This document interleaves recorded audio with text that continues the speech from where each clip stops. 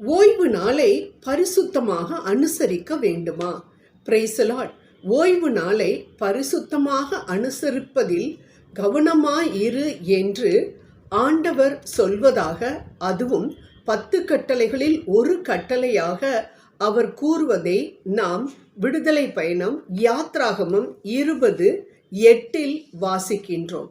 அது மட்டுமல்ல, 9 முதல் 11 வரை உள்ள இறை வார்த்தைகளை நாம் படிக்கும் பொழுது, ஆண்டவர் 6 நாட்கள் நேர்த்தியாக தனது வேலை எல்லாவற்றையும் செய்து முடித்துவிட்டு 7ஆம் நாள் ஓய்ந்திருந்தார். அதனால் நாமும் அவரது படைப்புகளாகிய நாமும் 6 நாட்கள் வேலை செய்து 7ஆம் நாள் ஓய்ந்திருக்க வேண்டும் என கூறுவதை நாம் இங்கு பார்க்கின்றோம். அன்பானவர்களே, இதை நாம் தியானிக்கும் பொழுது வேலைகளை விட ஆண்டவர் மிக முக்கியமான ஒரு காரியத்தை இங்கு வலியுறுத்துவதை நாம் பார்க்கின்றோம். ஆம், அது வேறு எதுவும் இல்லை, பரிசுத்தம். 7ஆம் நாள், அதாவது ஓய்வு நாள், பரிசுத்தமாக நாம் இருக்க வேண்டிய நாள் என்று ஆண்டவர் இதை ஒரு கட்டளையாக கொடுத்திருக்கின்றார். ஆனால் நாம் யோசித்து பார்ப்போம் நமது நிலைமையை. நாம் எவ்வாறு இந்த நாளை நாம் கடைபிடிக்கின்றோம்? யூத கேலண்டரின்படி வெள்ளிக்கிழமை சன்செட்டிலிருந்து சனிக்கிழமை சன்செட் வரைக்கும் தான் அது ஒரு ஓய்வு நாள் என்று கருதப்படுகின்றது. ஆனால் ஆண்டவர் இயேசு உயிர் தெழுந்தது வாரத்தின் முதல் நாளாகிய ஞாயிற்றுக்கிழமை என்பதினால் உலகம் முழுவதும் நாம் கிறிஸ்தவர்களாகிய நாம் அனைவரும் ஞாயிற்றுக்கிழமையை ஓய்வு நாளாக நாம் கொண்டாடி வருகின்றோம். அன்பானவர்களே, இந்த ஓய்வு நாளில் ஆண்டவர் சொல்வது போல நாம் பரிசுத்தமாக இருக்கின்றோமா?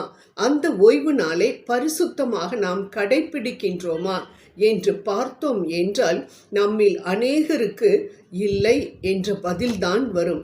ஆம் அன்பானவர்களே, பரிசுத்தம் இல்லாத அநேக குப்பைகளை அள்ளி கொடுக்கின்ற தனது வீட்டிற்கு நம்மை அழைத்து செல்ல வேண்டும் என்பதற்காக எல்லா சாக்கடைகளையும் ஓட விட்டு கொண்டிருக்கக்கூடிய சினிமாக்களிலும் டிவி நிகழ்ச்சிகளிலும் மற்றும் மொபைல் ஃபோன் போஸ்டிங்ஸிலும் நம்மை நாமே அப்படியே ஆழ்த்தி அமிழ்ந்து கொண்டிருக்கின்றோமே.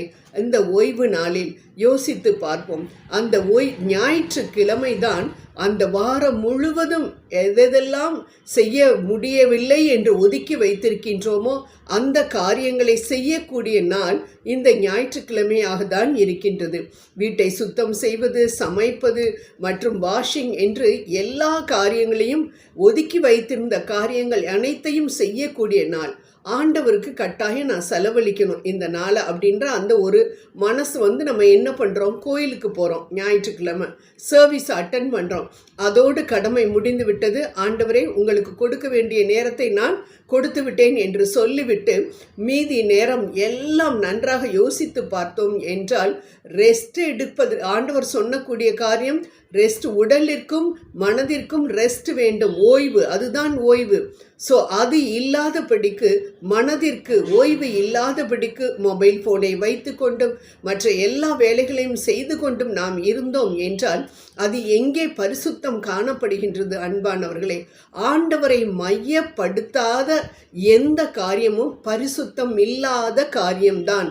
ஆமேன். ஆண்டவரை மையப்படுத்தாத எந்த காரியமும் பரிசுத்தம் இல்லாத காரியம்தான். விவிலியத்தை வாசிப்பதிலும் அதே போல ஜெபம் செய்வதிலும் ஆராதனையிலும் அந்த வாரம் முழுவதும் நமக்கு செய்த நன்மைகளுக்காக நன்றி சொல்லக்கூடிய நாள் தான் இந்த ஓய்வு நாள். Praise the Lord. அந்த நாளில் நாம் ஆண்டவருக்கு உரிய நேரத்தை நாம் செலவழிக்கின்றோமா என்று ஆராய்ந்து பார்க்கக்கூடிய நிலையில் நாம் இருக்கின்றோம். அன்பானவர்களே, நம்மை நாமே சோதித்து பார்ப்போம். ஆண்டவரை தரிசிப்பதற்காக நான் ஆலயத்திற்கு செல்கின்றேனா அல்லது கடமைக்காக நான் செல்கின்றேனா என்று.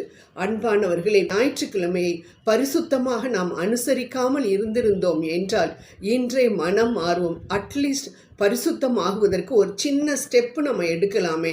என்ன ஸ்டெப்பு அது?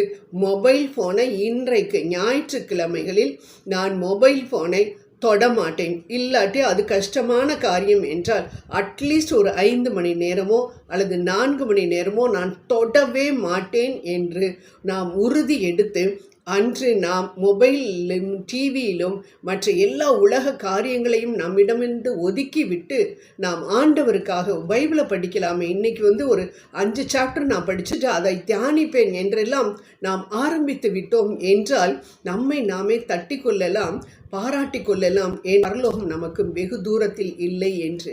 அன்பானவர்களே, இந்த காரியங்களை நாம் செய்து ஆண்டவரை பிரியப்படுத்துவோம். ஆண்டவருடைய கட்டளைகளுக்கு அடிபணிவோம். அவருடைய கட்டளைகளுக்கு அடிபணிந்து அவருக்கு பயப்படுபவர்களையே ஆண்டவர் ஆசீர்வதிப்பேன் என்று சொல்லியிருக்கிறார். ஆசீர்வாதத்திற்கும் நமக்கும் ரொம்ப தூரம் இல்லை. இப்படி நாம் செய்தால் ஜெபம் செய்வோம். அன்பின் தகப்பனே, அப்பா, இதோ இந்த வேளையிலும் கூட உமது ஓய்வு நாளை நாங்கள் பரிசுத்தமாக எந்த விதமான கெட்ட சிந்தனைகளோ மற்ற உலக வேலைகளோ மற்ற எந்த விதமான இந்த சோஷியல் மீடியாக்களோ எங்களை தாக்கி எங்களை உம்மிடமிருந்து பிரித்து உமக்கு செலவழிக்க வேண்டிய நேரத்தை அவைகள் திருடி கொண்டது என்றால் இன்றே தகப்பனே நான் அவற்றிற்காக மன்னிப்பை வாங்குகின்றேன்.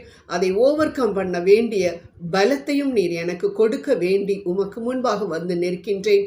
ஆசீர்வதியும். ஜெபம் கேளும் அன்பின் ஆண்டவரே.